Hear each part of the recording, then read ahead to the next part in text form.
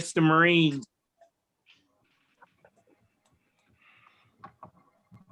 Good morning, everyone. AM Lockport. Beautiful morning here in Western New York. We're going to have a very fun meeting because I love the subject. I love the subject very much, and it's something dear to my stomach. But before we get into that, we're going to start with an inspiration. Our inspiration today is by Mike Florio. Mike, give us some inspiration for today. Good morning, fellow Toastmasters. May the blessing of joy abide within you. May the blessing of peace rest upon you. May the blessing of love flow out throughout you. May the blessing of the Lord be with you all throughout today. That's unknown. Amen. Amen.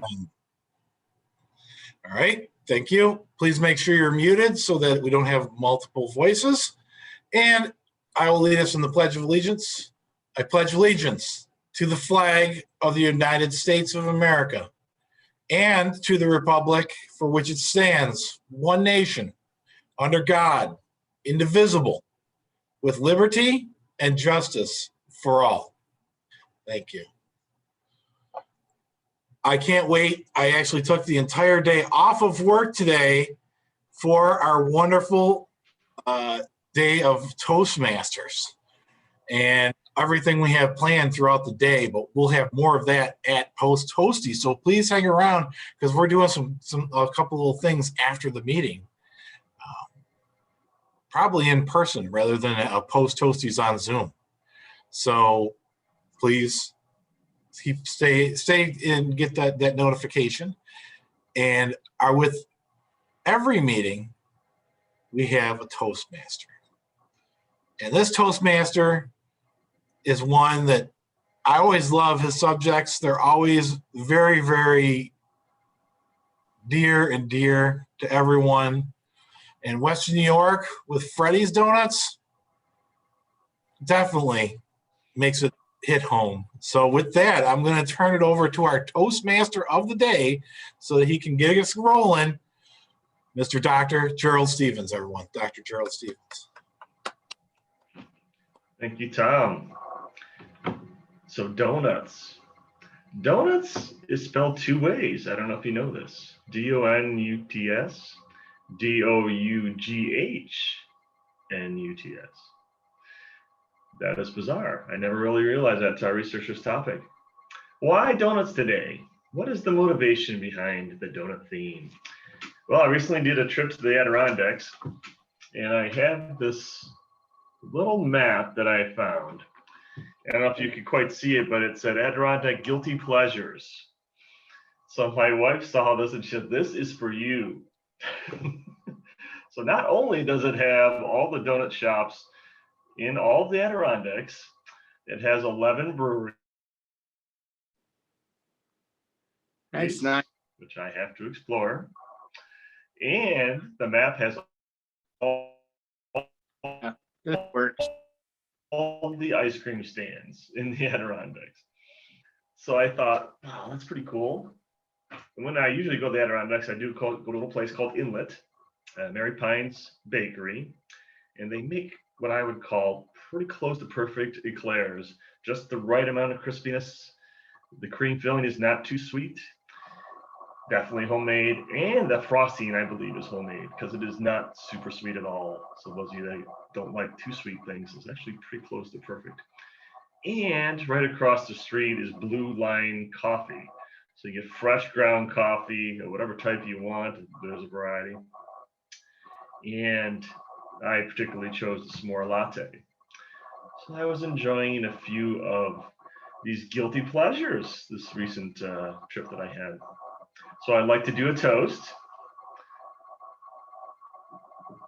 With the pandemic calming down a little bit, we are actually able to enjoy a few guilty pleasures. So here's to enjoying life. At this point in the meeting, I'd like to introduce our role holders today.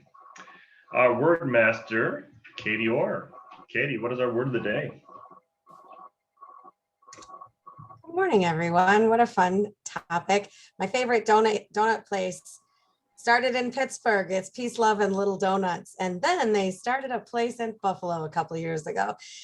And they're fun because they're little. So you could have maybe 2 or 3 of the different flavors. So you don't have to choose between for your favorites. So check out Peace, Love, and Little Donuts. They survived the pandemic. So you can go in person or take some to go. The word of the day is enticing. Donuts are very enticing for some of us. This will be a challenge to avoid sugar that later this morning, everyone might be craving donuts if you don't have them already. Attracting, tempting, alluring, drawing people in.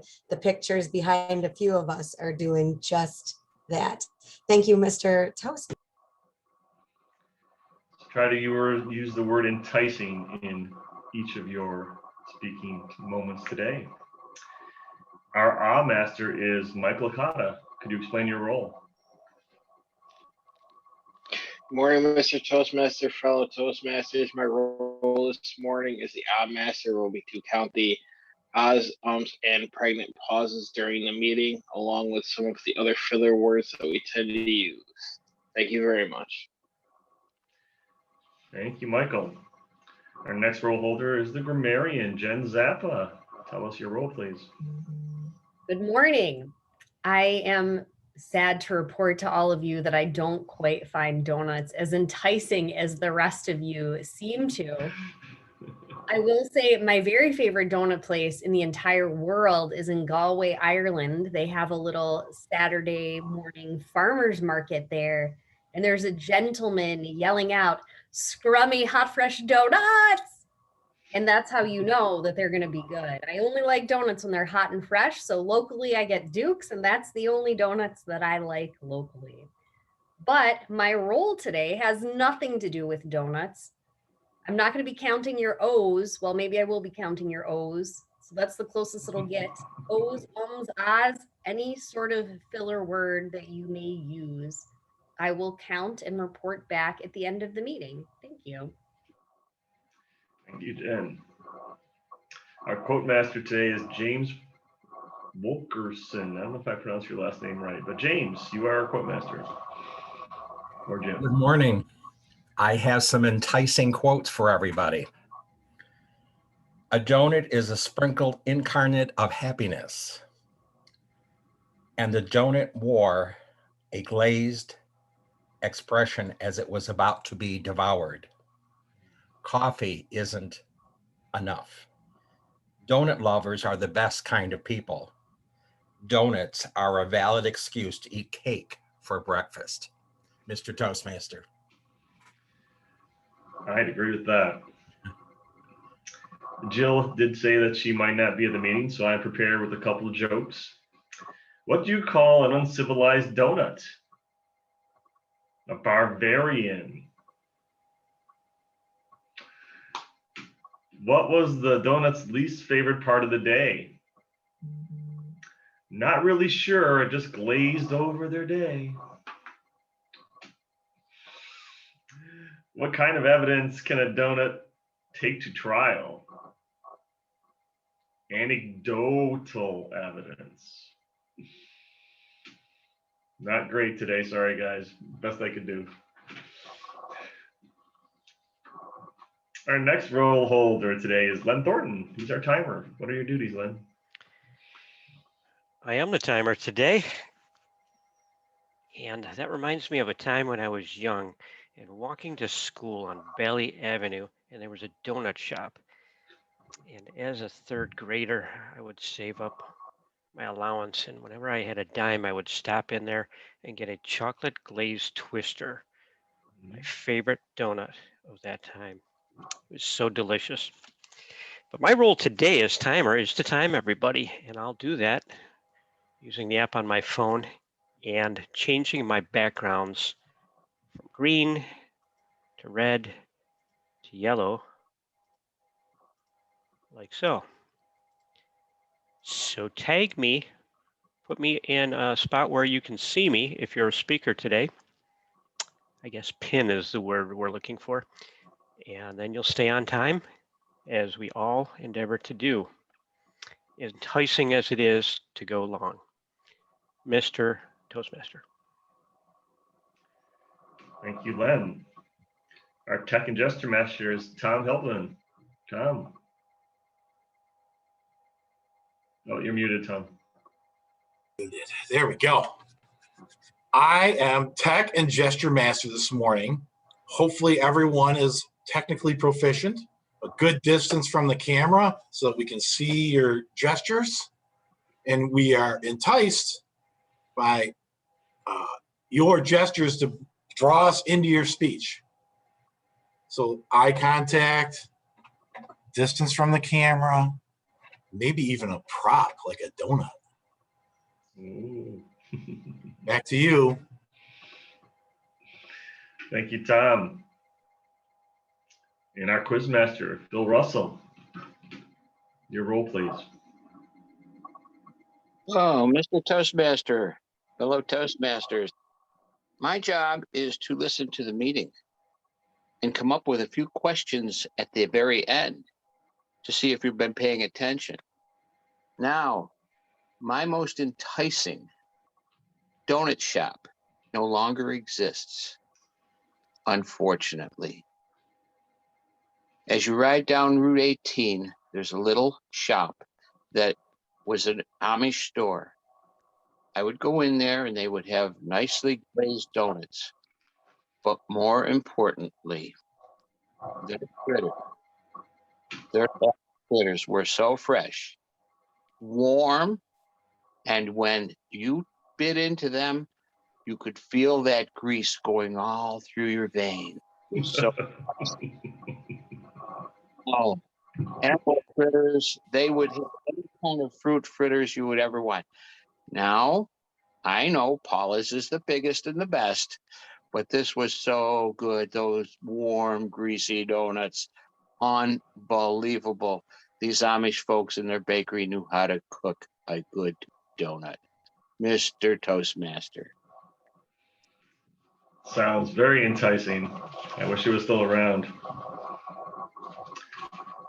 So, like most things that I do, I like to talk a little about history. So what is the history of the donut? Where did it come from? Who knows, right? Well, Wikipedia knows, apparently. So the donut was thought to be first brought over by Dutch settlers.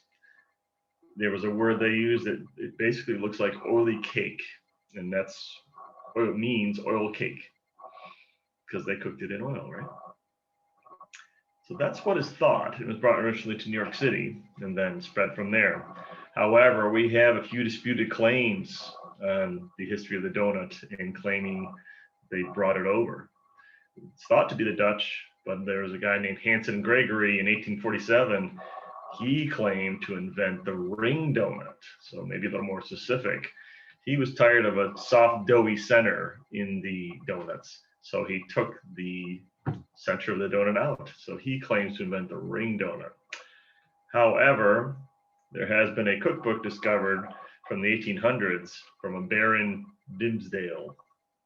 Don't ask me where they're a baron from. It didn't say in Wikipedia.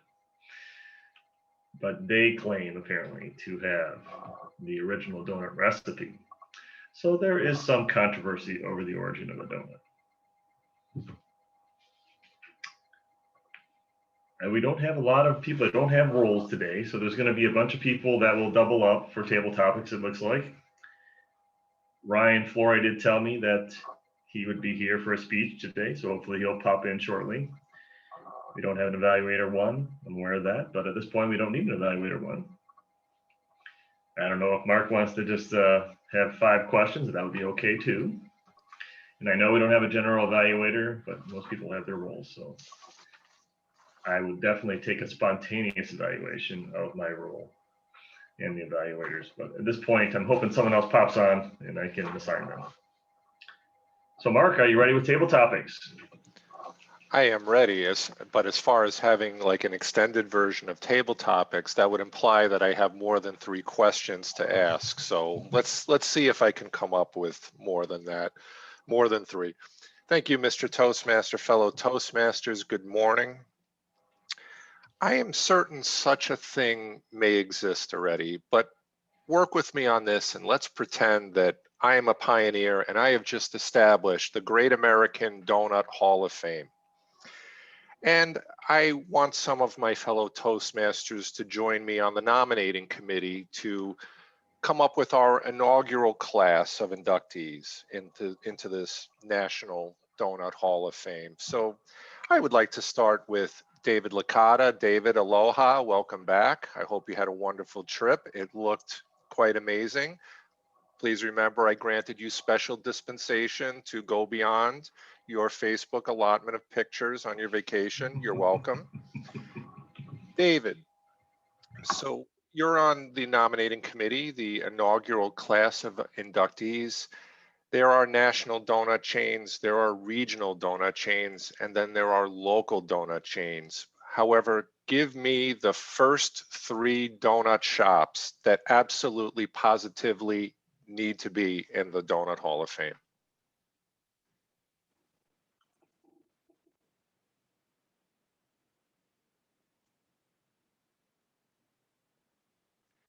All right. Good morning, Mr. Table Topics Master, fellow Toastmasters. I wish we had some guests.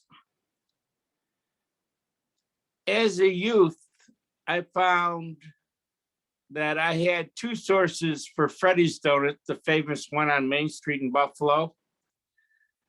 Freddy's, keep in mind, used to get a royalty from Krispy Kreme because the Southern boys from Krispy Kreme came up north to see how Freddy did it. And when they saw the conveyor belt, Krispy Kreme went back and used that system as well. And they were kind enough, rather than just steal it, they did pay Freddy a royalty. Freddy's contribution to Western New York cuisine was the peanut stick. Peanut sticks are very hard to find anywhere but the Buffalo market. So that's Freddy's contribution, plus all the good they did with people with fundraising and helping them make money for good causes. Now then the obvious one, because this is rather subtle, but I was enticed by the way that Paula kind of paid her homage to Freddy, because Freddy named Freddy's after himself and Paula named Paula's after herself. So that's number 1 and number 2. If you're going to go to Paula's Donuts, you have to remember that you can't eat for 2 days before that. You better come in rip roaring hungry and get a nice cup of coffee to wash it down. Now, through my adventures, I discovered a place called Donut Craze. It's off Brighton, very close to Kenmore East High School. I've been in there. They have a myriad of crazy choices. They have very nice coffee. They have an excellent staff, and they have a mighty fine donut. Thank you so much, Mr. Table Topics Master. Thank you, David. You're right about Paula's. I was just talking to my wife about this last night, and I reached the conclusion that Paula's is probably the place where the donut holes is the better way to go, because you can try a lot more types, because one Paula's and you're basically shot.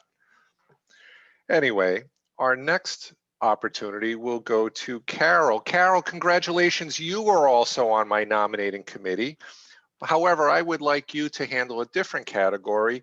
You're in charge of nominating the 3 best types of donuts to go into the Donut Hall of Fame. Carol Halstead.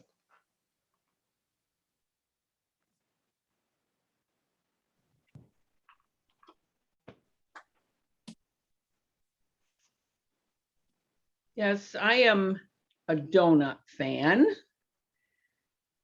And I like, my personal favorite is I think they call it the angel cream, the white cream. When I was growing up in the Falls, I think it was a place called Brooks Donut. And it was a white powdered sugar with the white cream. It was kind of messy. But now I like the ones that are the white cream filled with the chocolate icing on them. So that's my favorite. I know another favorite of some in my family is the peanut donut. So that definitely would have to be one of them. And another favorite of my husband is the Bavarian cream. But to me, the most disappointing thing that I've experienced with the donut is when I bought one that I thought was white cream and it ended up Bavarian cream when you take that bite and see the yellow cream. So disappointing. One thing I miss is the variety of donuts they used to offer us. I think they were from Tops. We'd have a donut Sunday at church monthly. However, with COVID, that's gone. And we used to get, when there was a breakfast bash, we would get tickets for donuts, and we'd always get the extra ticket so we could bring one home to have for the next day. Mr. Table Topics Master. Thank you, Carol. Fellow Toastmasters, I have long maintained that Toastmasters is most definitely a safe place. We can confess our sins amongst ourselves, and there is no judgment here among fellow Toastmasters. So here's a donut-related confession. Back when Krispy Kreme was a flash in the pan in Western New York, and you couldn't possibly even get your hands on the hot glazed donuts when the sign would light up because the line on the boulevard was ridiculous. One time, my family and I, late afternoon, early evening, happened to catch it just right. The sign went on. We got our dozen glazed donuts, and I think we also bought a box of assorted other donuts.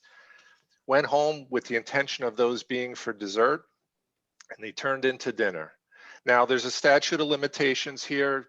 Don't call CPS on me. You know, the kids have grown up and they're fine and they're healthy. But I would like to ask Larry McKenzie. Larry, can you think of any time of overindulgence with donuts? Larry. Sure, pick on the skinny guy.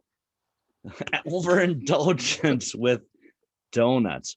Well, I must say that's an interesting question, because I was first introduced to the donut, not that I'm aging myself, but I was enticed to enjoy a donut when I was probably 4 or 5 years old. And that was, let's just say 60 some years ago. And in that time, those donuts were not from a donut shop. My mom used to make donuts, and my grandmother also made donuts. Now, if you notice behind me, there's a lot of different style donuts with sprinkles and everything else. And I used to help my mom make these donuts, and we would drop them in, and they were delicious. None of them looked like this. They did have the holes in them and everything else because we had an actual donut cutter that we used. It was like a cookie cutter. But I have to tell you, those donuts have carried on throughout the years with me, because when we used to make them, we'd put sugar on them, or we would put cinnamon sugar or different things. But it was what we call today, and if you go to Dunkin' Donuts, an old fashioned. And I must say that I have eaten my share of old fashioned donuts over the course of my lifetime. Not lately, but I have to tell you, if I happen to stop into a Dunkin', or not a Dunkin', well, sometimes Dunkin', but Tim Hortons, and they say, would you like anything else? And even though I'm on this weight loss program, I still get an old-fashioned donut. Do you know why? Because they're only 260 calories, and that 260 calories I can work off in a nice walk. But if I have that second donut, which sometimes is very enticing because you hate to buy just one, so I buy that second donut and I leave it in the car. It may sound strange, but I leave it in the car and I don't eat that second donut because I try to see how much willpower I have. The tough part is when you go out the next day and you see that donut and you say, oh, great, I left the donut, I'm going to have it. and then it's as hard as a rock. So I guess you would say my enticement to have donuts has been shot in the leg because of that. Thank you, Mr. Toastmaster, or Mr. Table Topics Master, whoever I'm talking to. Bye-bye. Thank you, Larry. We'll go one more. I'll ask Mike Florio this question. Mike, surely you listened to all this as it relates to the Donut Hall of Fame, and you've got to be thinking, how could they possibly have forgotten blank? Mike.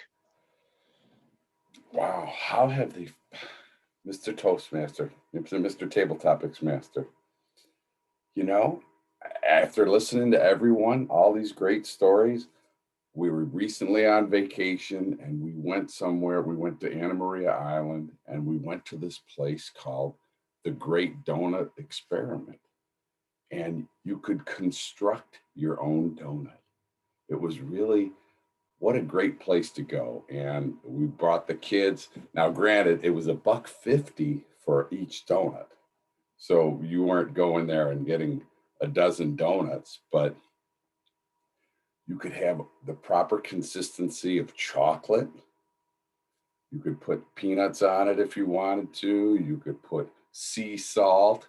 It was really a great experience to go there and build your own donut. I thought, wow. And I was just looking on here. It's on Anna Maria Island and they have franchises. So why not? You know, you can build everything else. You can to perfection. You could construct your own donut. You know, I thought, wow, that was a pretty cool place. I mean, I would definitely go there again, and I would think that the kids would love it somewhere in Western New York. So it was a lot of fun.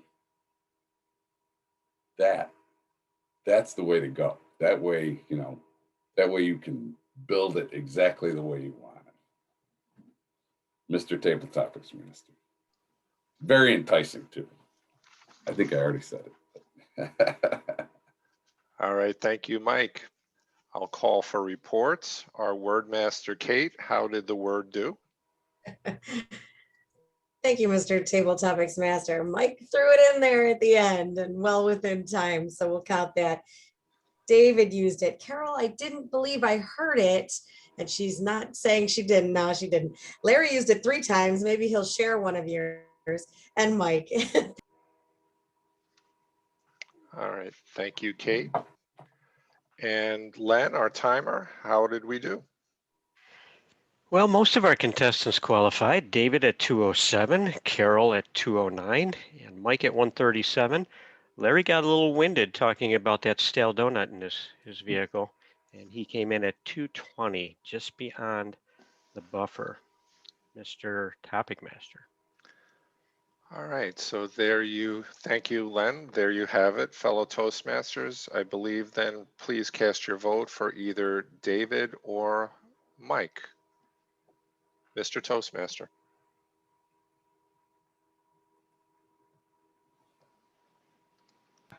Okay. Let me share screen here. Some more education about donuts.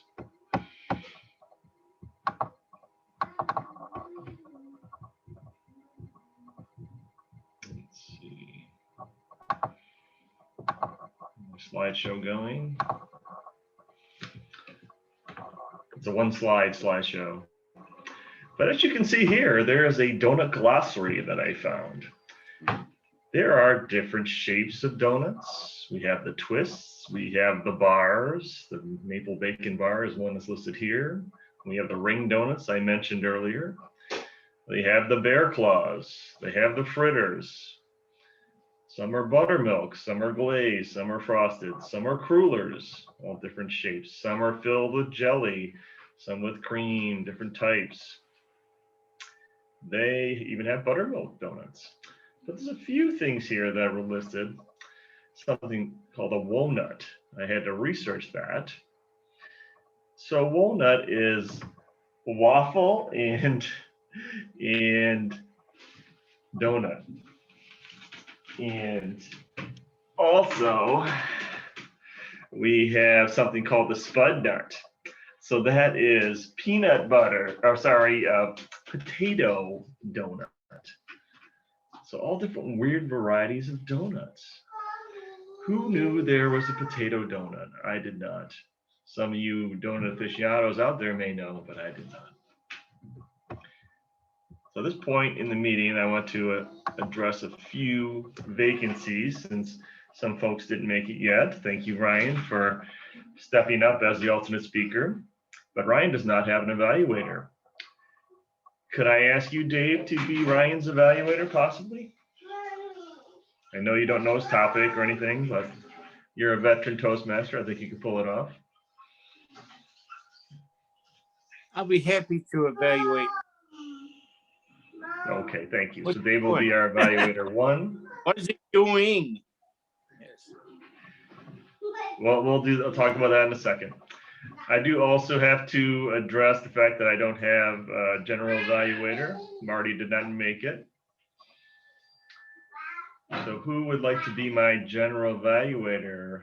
Eric, are you up for a general evaluation or is work too busy?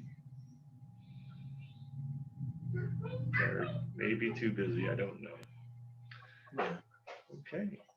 I'll There- step in, Mr. Toastmaster. Oh, thank you, Mark. I appreciate it. I was trying to hold out for Marty to make it, but he didn't make it. So the first speaker, Ryan, is doing a 5 to 7 minute speech. And I know his title is Finding the Silver Lining. Other than that, I don't know. I think it might be from the Persuasive Speaking Manual, if I recall correctly. So I got a nod from Ryan. Thank you, Ryan. I know that's very little information, Dave, but I know you can still pull it off. All right. So please welcome Ryan versus his speech today. Thank you. And good morning. A little bit of housekeeping up front. It is Persuasive Influence Level 1 Pathways, Evaluation and Feedback. It's a 5 to 7 minute speech in which I will actively apply feedback from for a second similar speech in the future. The title, Finding the Silver Lining.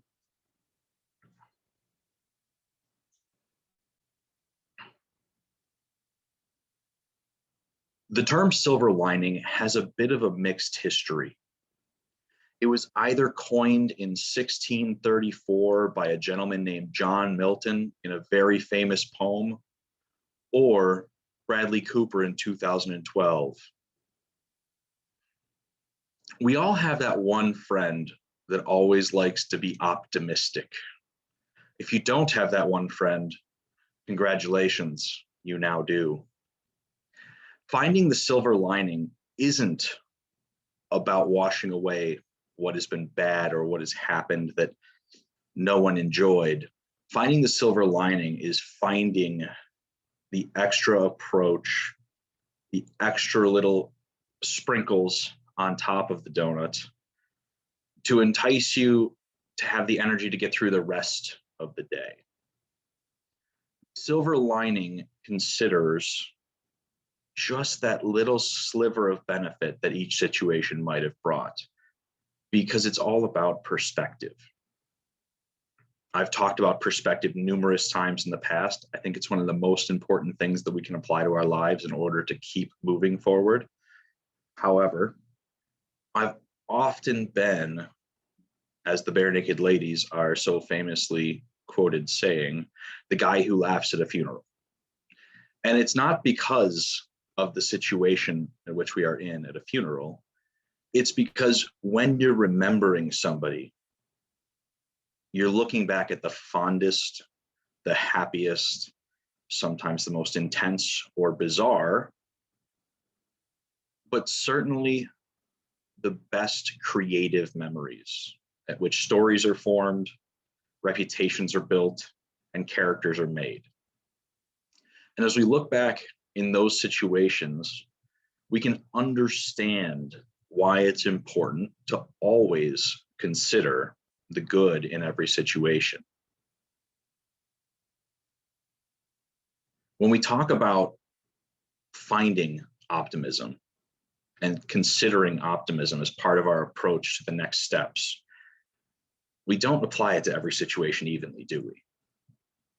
When something goes wrong, we're often listing the reasons why it went wrong. We're not figuring out how it went wrong right away. We're not figuring out what we might be able to do so that it doesn't go wrong again.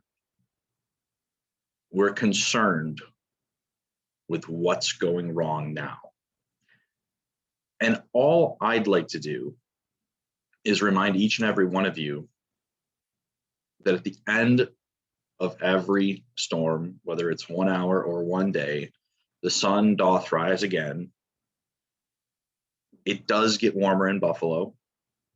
It definitely gets colder too. But when there's snow, it's insulating your house. Your heating bills might be lower when there's 4 feet of snow on the ground than when there's only 1. So keep that in mind the next time you're complaining. Keep in mind that bad traffic just gives you an opportunity to reflect and meditate. Keep in mind that canceled plans at the last minute just frees up your schedule for a quick nap. Or, even better, you no longer have to see the people that you didn't want to see in the first place. Find each opportunity, find each activity, and find each event. And you owe it to yourself to get a list of 3 different benefits or silver linings that would come out of any outcome. Prepare for every scenario. Go through and have a plan, understand how to adapt that plan, and understand what your good, better, and best outcomes might look like. And then from there, continue to understand what each one brings to you in a positive way. We have to reinforce the positive in life because all too often we dwell on the negative. When something goes wrong, we definitely learned something. We learned how it went wrong and how we can do it different. We also learned that maybe that's not our favorite activity, especially when it goes wrong.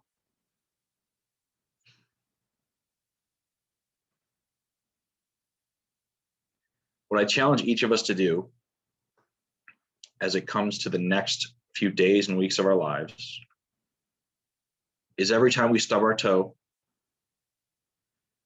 every time we get stuck behind a car going 15 miles an hour below the speed limit, every time we answer the phone from somebody we didn't want to talk to, or we hear from a distant relation that we haven't heard from in years. Think about 3 or 4 things that made that a good thing. Maybe when you're going for the ice bag for your toe, you found a lot of groceries that had to be thrown out in the freezer. Maybe when you answered the phone from somebody that you didn't want to talk to, maybe you learned something. But in everything, there is always a silver lining. And in every cloud, there's a silver lining. John Milton, 1634. I promise it wasn't Bradley Cooper. But the silver lining is I saw a couple people smile.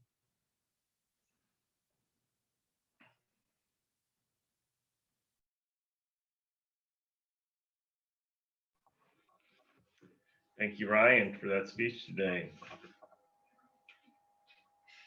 Our second speaker is Sylvia Baptiste, but we do have an evaluator, Tracy Farrell. Would you like to introduce her speech today? I would. Thank you, Mr. Toastmaster. Today, Sylvia will be giving us an enticing speech. She's going to be giving her icebreaker from the leadership development pathways. Her time, Mr. Timer, is 4 to 6 minutes. And the purpose of her speech is to let the club know what she wishes, what skills she wants to gain in her new path. Once again, 4 to 6 minutes. Sylvia Baptiste.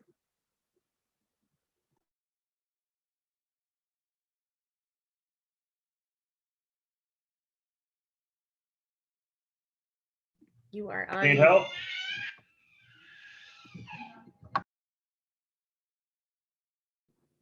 That helps. How's that? Anyone can hear me? There's my first fumble. Thank you, Tracy and fellow Toastmasters. Not in 100 years would I ever thought or imagined that I would be joining a Toastmasters club and enjoying attending each week, even if it's Zoom. Mr. Toastmaster, last week, you were table topics master, and you gave me the opportunity to speak why I would join Toastmasters and if I had learned any skills and applied it to my personal life. Off the cuff speaking is not my thing, as you could tell. And I must have fumbled through that because I did not win Toastmasters table topics that week. Well, that's water under the bridge. That's okay. In preparing for this speech this morning, I took my pen and some paper and I made a list. Why did I join Toastmasters? What happened during the week earlier that made me call for information regarding Toastmasters? It could be many things. And David, you are not the spokesperson of AM Lockport. Your wife is. She sold me on the program. She did a great job. Honestly, I can't remember what happened. It could have been many things. It could have been, I had a presentation earlier that week and it was awful. It would have been a large group to me, about 18 professional women. It could have been my communication skills. They were asking questions, and again, off the cuff, I had to answer them clearly and short. I don't think that was done successfully. Maybe it was to sharpen my listening skills. Listen to the whole question or the story. Don't judge before you hear it all. And think before you speak.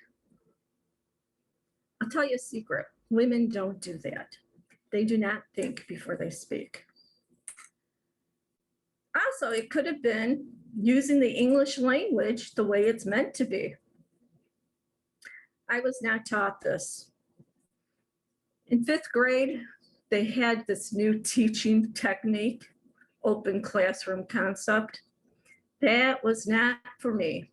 I needed someone over me telling me you have to do English, you have to read more, spelling. And I was not good at those subjects. So I never went to that center to learn more on reading, English language, applying it. But I was not the only one. There was 22, 23 of us in that classroom. We had a huge disadvantage due to our teacher was sleeping in class. Leadership development is like a job interview. How does employers start an interview? Well, they ask you, well, tell us something about yourself. And why do you want to work for our company, XYZ? One time I would fumble over this. Many times I would fumble over this. Who would ask this kind of question? Tell me something about yourself? I know myself better than anyone. Why would I fumble? And why do I want to work for your company? Well, of course, it's money, benefits. What a crazy question. Today, my answer would be different. I would say, let me tell you about myself in 6 words. Motivated, dependable, honest, trustworthy, flexible, and friendly. Why your company, XYZ? I would be an asset to your company and start listing my skills and hoping my communication skills would be in that list. Before Toastmasters, I would never even think of answering a question that way. But today, I think that's what employers want to hear. They want to hear that confidence in a person. The goals I have set to achieve are not only for Toastmasters, but for myself. I'm hoping that my boys will learn from my mistakes and know that their goals could be reached at any age.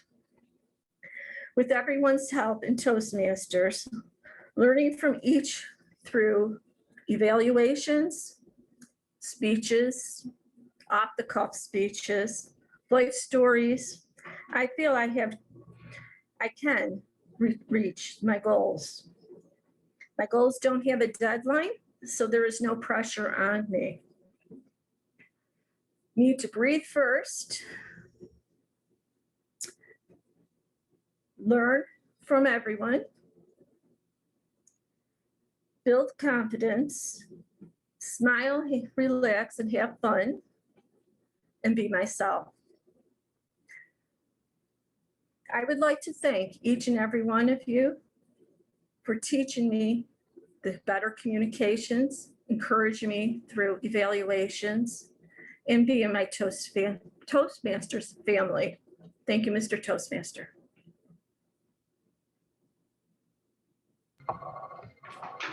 Thank you, Sylvia. Our third speaker today is Margo Bittner, and she is being evaluated by Jackie Kenny, apparently the third time in a row. Jackie is very qualified since she's had many chances to evaluate Margo, so she can even compare to previous speeches. Jackie, could you introduce your speech for us? I'd be happy to. Margo is doing a research and presenting speech this morning, and her topic is going to be quite interesting to all of us, I think. But her goal is to research a topic and present a well-organized speech to the group. Do you have her title, Mr. Toastmaster? I do have her title. Then over to you. Thank you so much. Margo's title today is, "Oh no, I'm the Grammarian." Margo Bittner, please welcome her. Oh no, I'm the grammarian. I'm looking at everybody's faces except Jen's, who's today's grammarian, going, oh, I hate that job.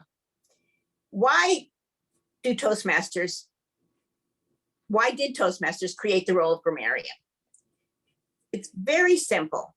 When you're giving a speech and you have a wonderful message, your grammar can take that speech to a good speech up to a great speech. It's extremely important that you follow that role. And as you know, over the years, I've adopted this role as sort of mine, but I'd like everybody here to understand what the role is and be able to grow and actually enjoy doing it.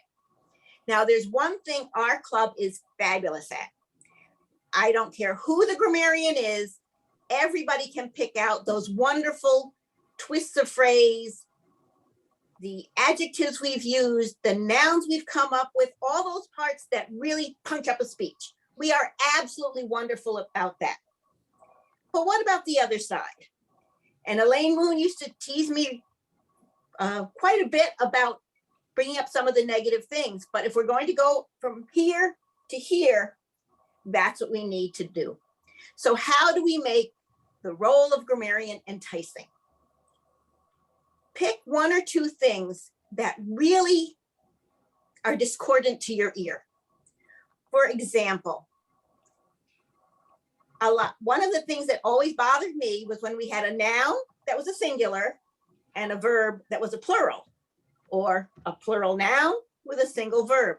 That used to drive me crazy. And I made sure for a few meetings to point that out. And over time, I noticed we were doing less and less of it. Likewise, the tense. If you are speaking in the past tense and all of a sudden you switch to the present, it's going to stand out in your speech.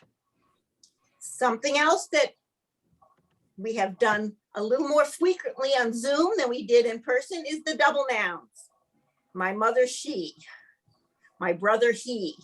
You only need one, either a noun or a pronoun. You don't need both. And that happens more in table topics than it does during speeches. One of my bugaboos lately is cliches. Sorry, Ryan. Every cloud is its silver lining is considered a cliche. But you turned it into a speech and a topic, which is very different than just throwing it in to fill some space. Fit as a fiddle, in the nick of time, all those kind of things. And there's a kind of for you, which is an improper use of grammar, are those that take away from the proper use of speech. Now, every week we are always pointing out the kind ofs, which was my next topic, which is why I was looking at it. Gonnas, wannas, those are the things we do in the vernacular. And if you're speaking one-on-one with a person, you tend to use them. But if you're planning a speech, do what you can to make sure you eliminate those. Write it out. Say it out loud. Sometimes when I'm giving a speech, I'll go over it in my head, but it's very different to speak it in my head than to actually sit and say the words. If you say the words, you're going to concentrate more on those endings, the want tos and the goings. And that's the other one is my bugaboo too is slowing down. If you slow down, you actually correct your own grammar more often than you think. How you doing today? I'm doing good. No, you're doing well. So some of those words are the other phrases I've been hearing a lot that maybe we need to think about. Ending a sentence with a preposition might be fine in speaking.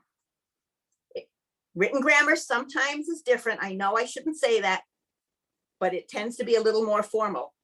And the phrase I always think of is Winston Churchill using the phrase, something I will put up with. And his secretary corrected his grammar. And he said, correcting my grammar is something up with which I will not put. Now that phrase is perfectly fine grammatically, but it's a little awkward, especially in public speaking. How about our friend, the adverb? When we are speaking and we're defining a verb or an adjective, a noun, we're using different terms.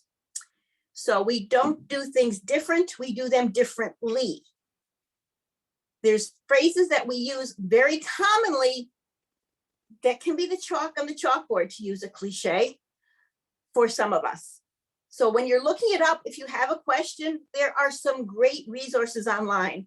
And I don't mean Grammarly, but you can look up what's an adverb and how do I use the sentence.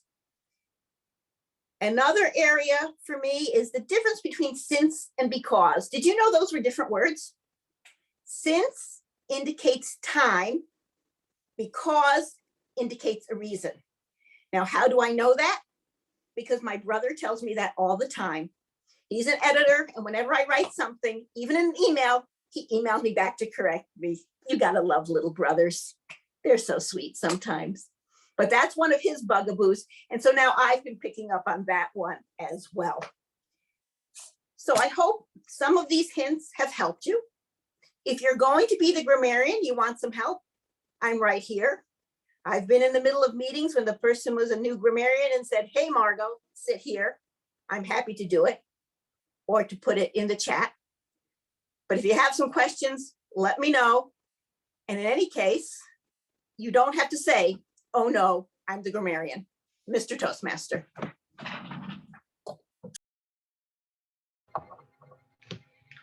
Thank you, Margo. Could I get a timers report, Len? You may indeed, Mr. Toastmaster. I'm pleased to report that all three of our speakers qualified today. Ryan at 6:21, Sylvia at 6:04, and Margo at 6:15. Mr. Toastmaster. Thank you.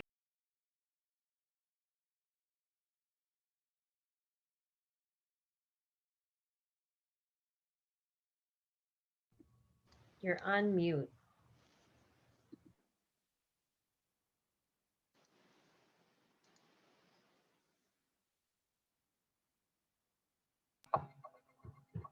Please take a moment to vote on the poll, as I will myself.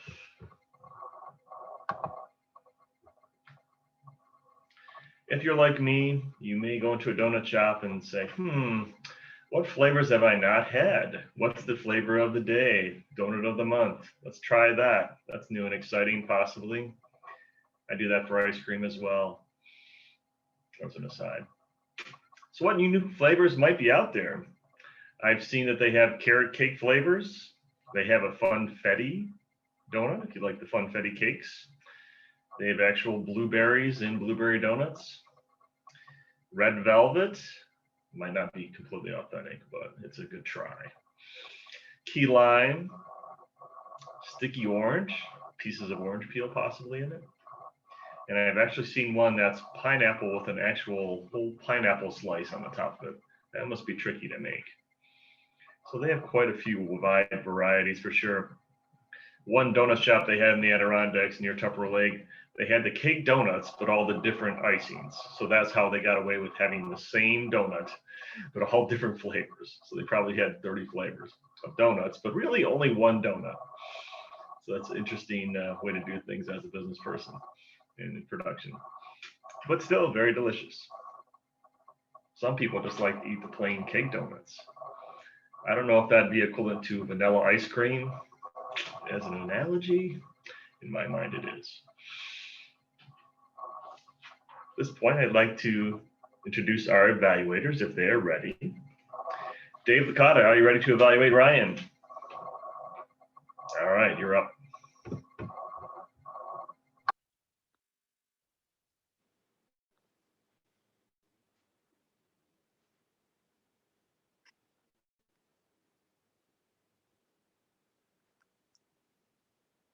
Where'd Lenny go? Oh dear, hang on. There he is. I found Lenny, thank you. Now my evaluation begins. Mr. Toastmaster and fellow Toastmasters, and especially Ryan. Ryan, you have a very engaging, enticing smile that lends itself to zooming. And you were front and center with that smile, and that invited the audience in. I also want to salute your topic. That's just an excellent topic because indeed, everything has a silver lining. I promise you that because presently I am president of the Lockport Sunrise Optimist Club, and optimists, we can find a silver lining in any situation. And I was so glad to hear Ryan reinforce that today. So that was strong. Excellent topic, great smile, sincerity oozing from every pore. So that was a great opening. That was a great way to line up the audience and bring them into your circle of influence. So I salute you for that. You also had very nice lighting today. You were lit up. We saw your features, which certainly aided your speech. But to get back to my personal favorite, please stand up. Please. Because that way you can get those arms in play and use them. After all, I saw the hula girls use their arms, and every gesture tells a story when you're watching a hula. Trust me, I paid close attention to the hula girls. Now, gestures are the exclamation points to your speech. So if you stand up, you have more opportunity for gestures. I told you what I liked. I told you what you could work on, and now I want to tell you what I loved. I loved Ryan's brief sermon this morning because there's always a way to cope with life's clouds. Even the pandemic has had a silver lining because I found out that I brought back my longer wave in the front, and as my brother said, I look 10 years younger. Thank you so much for that reminder. Every cloud has a silver lining. And thank you, Mr. Toastmaster.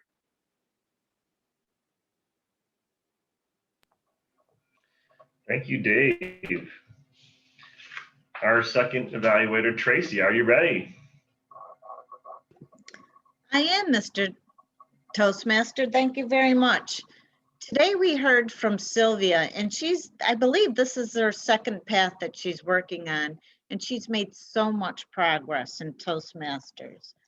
She was very comfortable today, and her speech was very well organized. She started off telling us about her past in Toastmasters, and she gave us a lot of stories, which always engages the audience.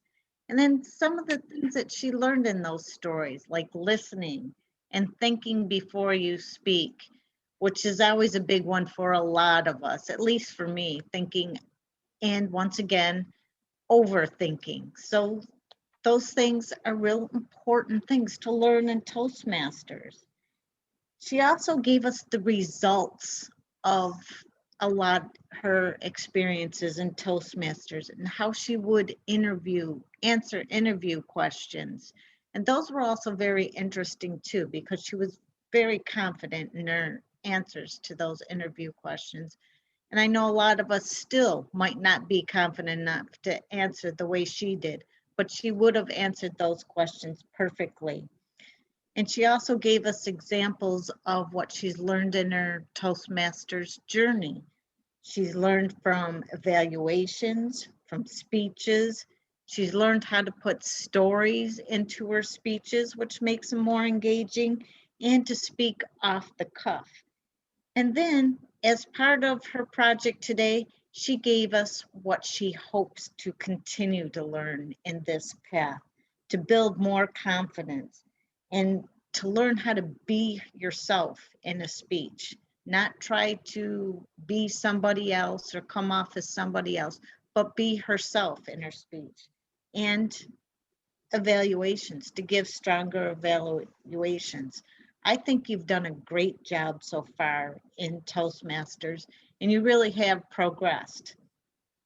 I also have to point out another thing that you did very well is I had an awkward pass off and I didn't introduce your speech, but you did a great job putting in the title of your speech. You were very comfortable doing that. Some of the improvements that you might make, I can only think of one, and that is you were muted when you began your speech. And just as a suggestion, when your evaluator is introducing you to unmute and prepare before being introduced. If I'm going to give you a challenge, it would be to tell us what your ultimate goal is in this path. Is it a career advancement or something like that? Share us where you want to be at the end of this path. Otherwise, you did a fantastic job in this speech, and I've seen a lot of improvement. Thank you, Sylvia.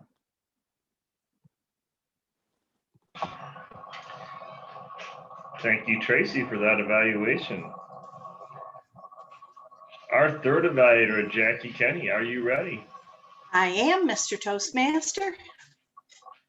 Thank you. Margo presented something that she researched this morning. That's part of each path, so all of us get there at some point. It was a very important message.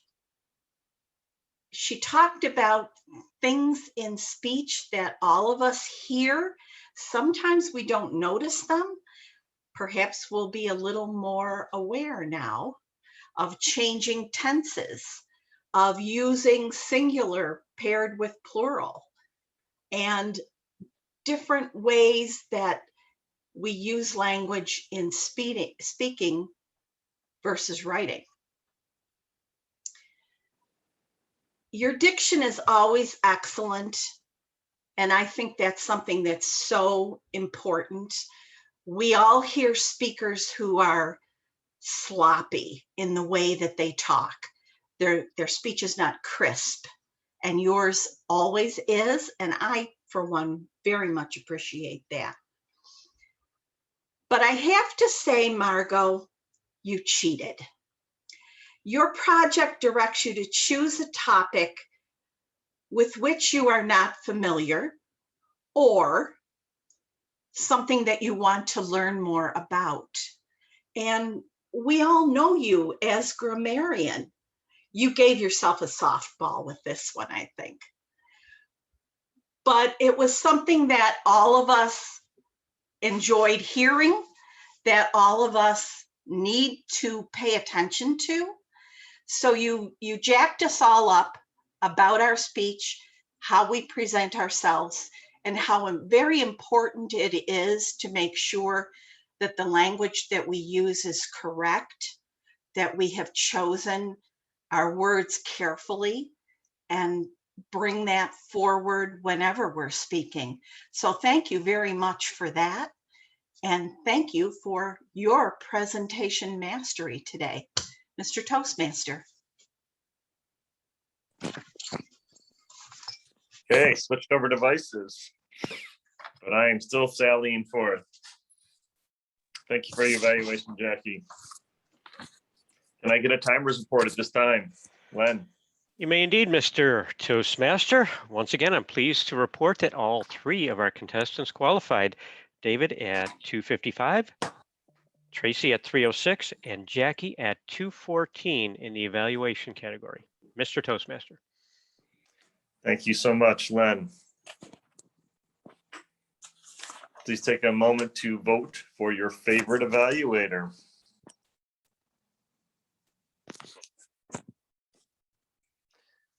If I did not mention it, please provide also some words of encouragement through the chat, direct message to the speakers. Always good to have an additional improvement in or encouragement.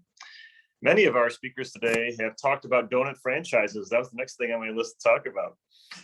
And there are quite a few in the area, certainly.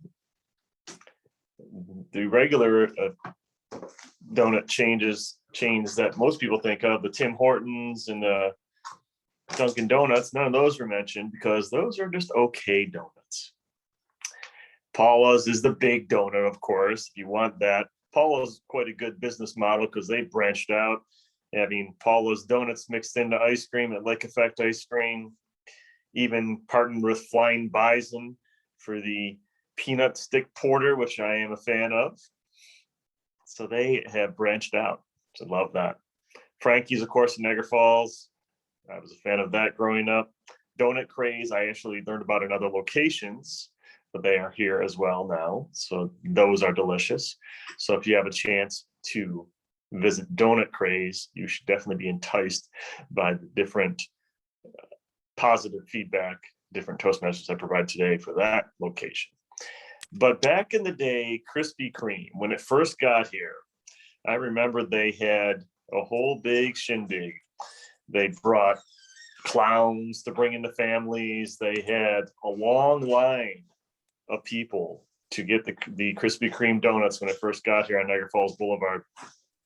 They are super delicious, as Mark indicated. When the light is on and they're fresh off the line, holy. When I go to Erie, I often bring those back for the family. They're melt in your mouth, especially warm. At this point in the meeting. Hey, Gerald, before you go on to reports, can I just throw one more thing in? Sure. Did you know that donuts are a religious food for me? I did see that on Wikipedia, that there is a Jewish version of the donut. Would you like to expand on that? Absolutely. Well, they're cooked in oil. So every Hanukkah, we are supposed to have sufganiyot, which are jelly donuts. So every year we have a jelly donut day because that is actually a food for Hanukkah. I mean, you can't get any better than that. Absolutely. There are a lot of versions of donuts. It was too many types of donuts internationally to even talk about. There's the version in Japan where they put red bean paste in the donut. Doesn't sound very good to me. And I did not have it when I was there. But definitely go on Wikipedia and read about all that. That could definitely be a whole nother Toastmasters theme, international donuts, if someone is interested in a theme. I would like to call for reports at this time. The general evaluator, Marty, is going to step in when called upon to provide his report, but I'm going to give him a few minutes to evaluate the evaluators and write down his report before I call on him. So I'm going to go up the list here that I have. Let's start off with the quiz master. Phil, do you have a few questions for us today?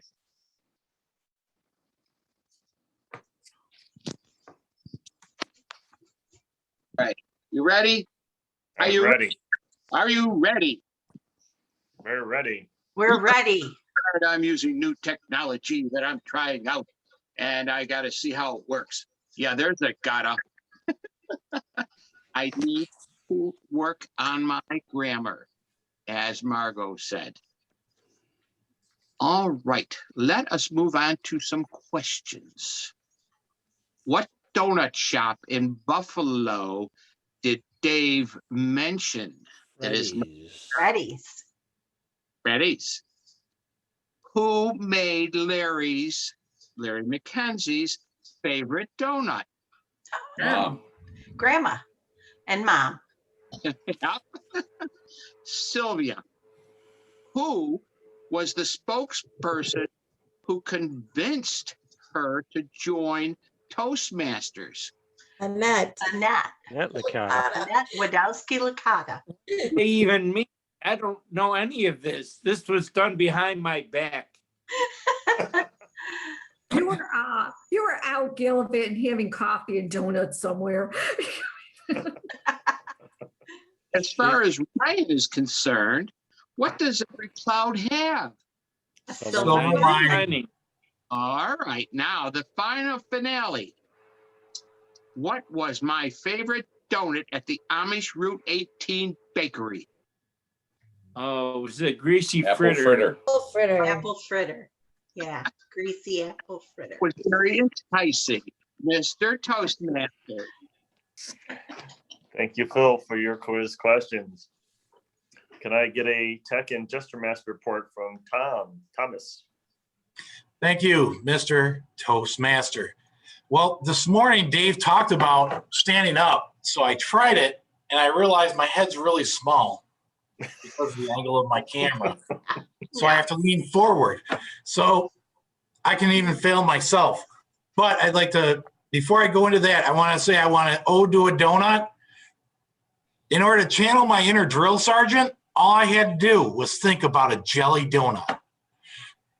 And that scene where he holds it up and he says, gentlemen, you owe me for one jelly donut. And that is kind of a wonderful, small scene that I used to just get into character if I needed to, if I wasn't in character. Backgrounds and setups, everyone I think has gotten to the point to where that's not even anything right now. I think everyone's gotten that down. So going right into gestures, Mark, you definitely talk with your hands and you express yourself. I like that. Several other people did that as well. Larry, Margo, to name a few. Dave had a myriad of things. When he said myriad, he used his hands gesture like that. Larry, you counted, he talked about 2 donuts and then that 1 donut. I like that. And then he said, bye-bye. The winner today, though, has to go to Margo. She talked about, clearly it was planned because she moved back from the camera. She changed distance so you could see her. And she talked about being from ear to here, that she does not care. Sorry, Ryan, blah, blah, blah. She held her hand up, and then she loved things. So that is my report. Very well done, everyone. Please remember, you can use, oh my God, I lost the word, props in your speeches, still, even on Zoom. Thank you, Mr. Toastmaster. Thank you, Tom. Marty, Justin, are you ready for a general evaluator's report?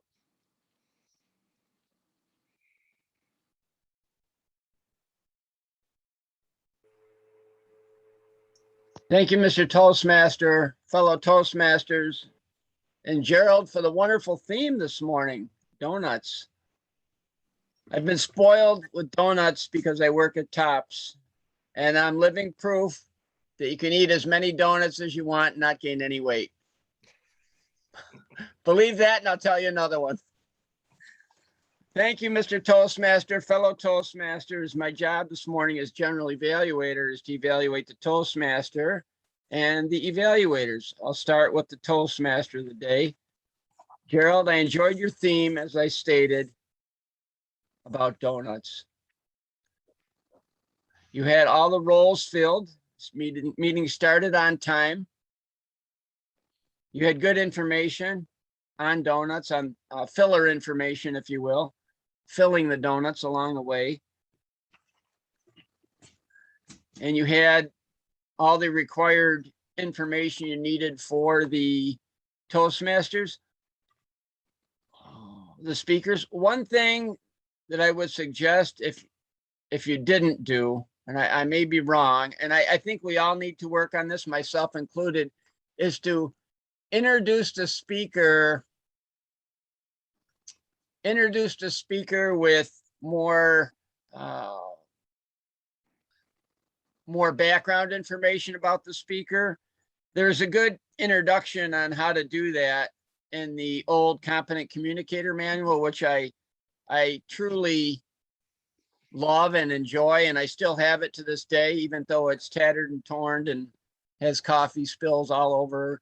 There's a wealth of information in it. And in that Competent Communicator Manual, and you could even Google it, it says introducing a speaker.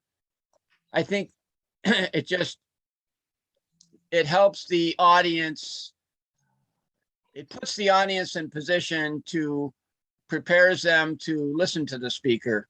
It gives them, but you can look at it, everyone can check it out. But I would definitely suggest that. Overall, Gerald, you did a wonderful job. I like the colored background of the donuts. It made me want to reach my arm out and grab one or two or three and just start eating them during the meeting. So I like that background with the donuts. Okay, thank you, Gerald. Moving into the evaluation portion of the meeting for the evaluators, all three of our evaluators used the sandwich approach at different levels, if you will, at different aspects of it. And Dave with Ryan. And Dave, one thing that I liked what you said with Ryan, to use hand gestures and to stand up. And I'm very thankful for the committee that is working on locations. We can have our meetings live again, so we will be able to stand up and give presentations. I think we've all been spoiled by sitting, and I know sometimes some of the members stand, and I get a lot more out of it when I'm standing, and I think the other members do too, because you're able to use more gestures and you can get more into your speech. You can use your natural gestures, and it's hard to do while you're sitting. So Dave, kudos to you for mentioning that to Ryan.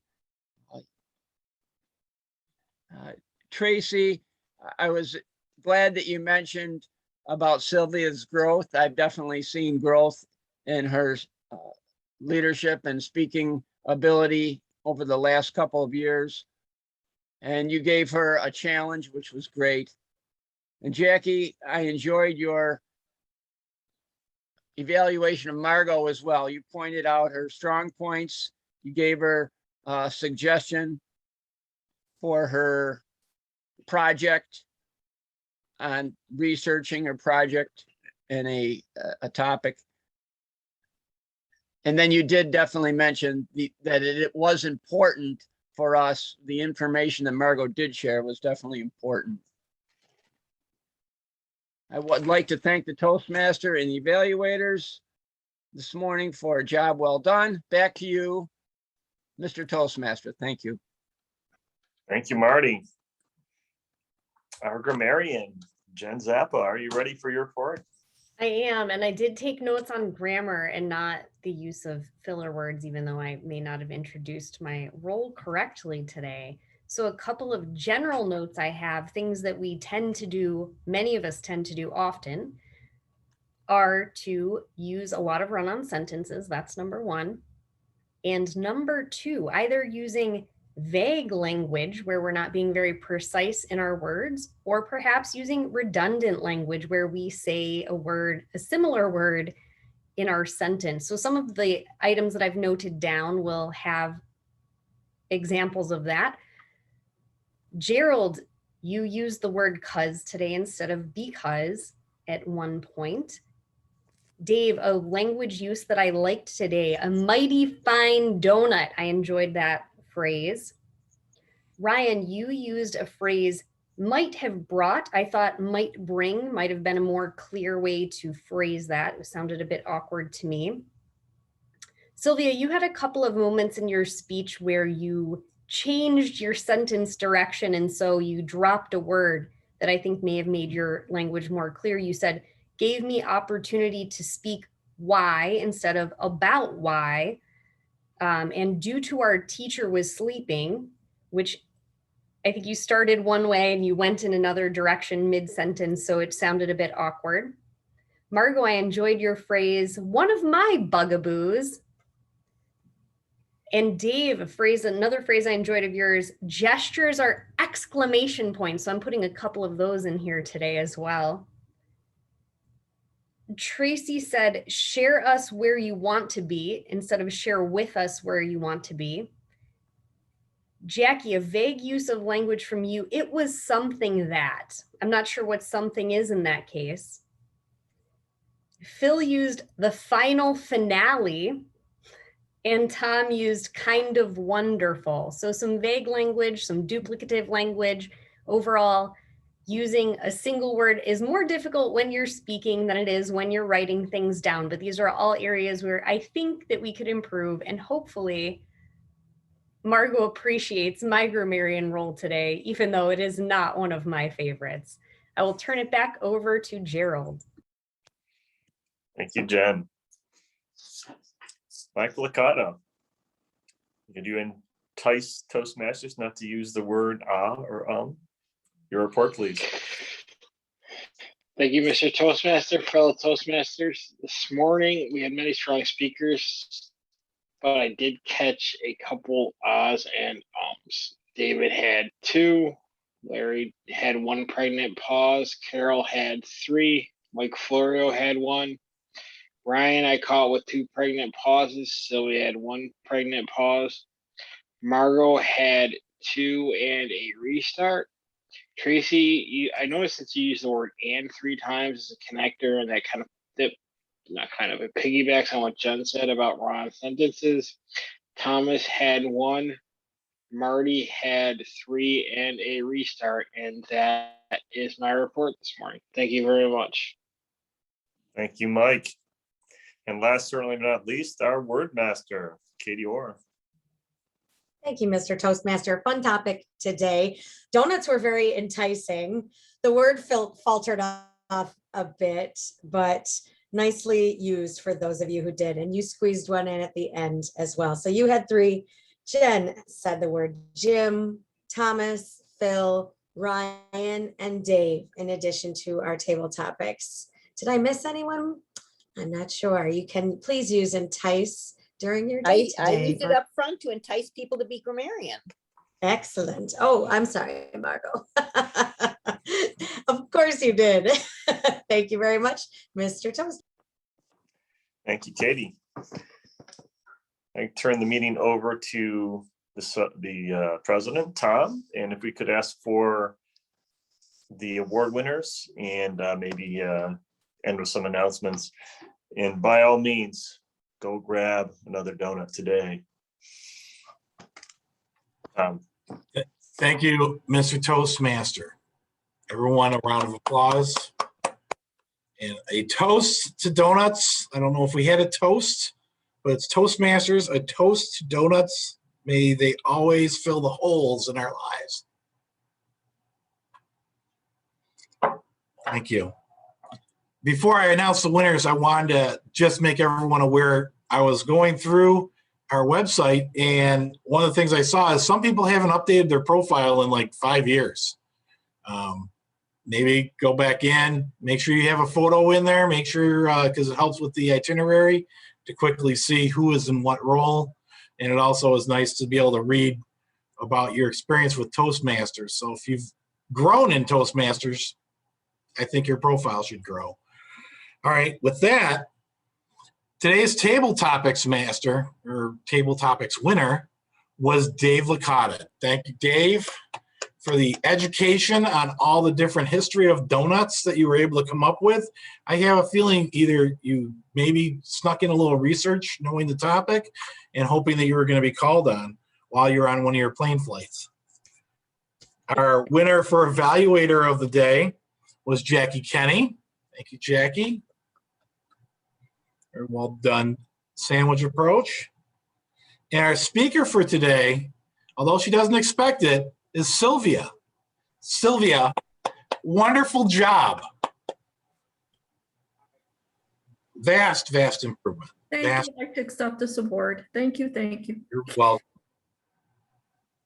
Next week's meeting. Yes, Dave, I know. You have next week's meeting. Do you want to say a few words? Well, first of all, I had no idea what the topic was until I signed on because I was away. I do have a plethora of knowledge, you know that by looking at me. And the donut, I go way back to a little shop in Lockport where the guy had automatic spud nuts. I thought that was fascinating, but donuts are, they're just wonderful things. So here's the topic for next week. Pay close attention. Write this down. George, the Hound, Lorenz. George, the Hound, Lorenz. Be ready to be drenched in Buffalo radio lore next week. So that's the clue. Do a little research on George, the Hound, Lorenz. Thank you, Dave. I'm going to open it up to a general. Wait a minute. Dave, go ahead. Wait. If I had known the theme, I would have put on my Freddy's Donut shirt. Okay, thank you, Dave. By the way, Dave, it is George the Hound Dog Lorenz. Oh, the Hound Dog. Yes, George. I've heard it used both ways, Larry. I was just trying to help you for your reference. You said to do research. I appreciate that. But this is going to be another exercise on how Buffalo got chipped. Thank you, Dave. Thank you. We're wrapping up the meeting. We can talk in a couple minutes offline. At this point, does anyone else have any other announcements? Yes, Mr. Johnson. Yes, thank you, Tom. Mr. President, I just want to reiterate that there's a club officer training, which is the third, and I believe it'll be the final training. It's August 10th from 6 to 9 p.m. And there's information on the computer, on the email. If anyone has any questions, let me know. But that is part of the Distinguished Club program. There's 2 trainings for the club officers to attend from June 1st to August 31st. And as I said, this is the last of the first round of officer trainings for the Distinguished Club point. That is a backup, correct? So like if you haven't attended one of the others yet, any clubs that still need those points, they can have members attend. And yours truly has a small segment I'll be presenting on retention and engagement of membership. So thank you, Thomas. Thank you, Marty. Hey, Marty, please text me. Please text me on that so that I don't miss your part. I actually want to watch it. It should have come in an email. Maybe you didn't get it. I thought everybody got it, but maybe it was an It should have been yesterday. Yes, last night maybe. Okay, that's why I haven't seen it. Okay, but text me the day out so that I make sure to remember, because I like you're my sponsor here, so I want to be able to pay you back for all the wonderful advice you've given me. Going through all my notes, I don't see any other announcements. We're going to talk about the hybrid meeting in Post Toasties, so please stick around. Other than that, thank you for another wonderful week. Thank you everyone for participating and being here, and AM Lockport is worth getting up for. Thank you.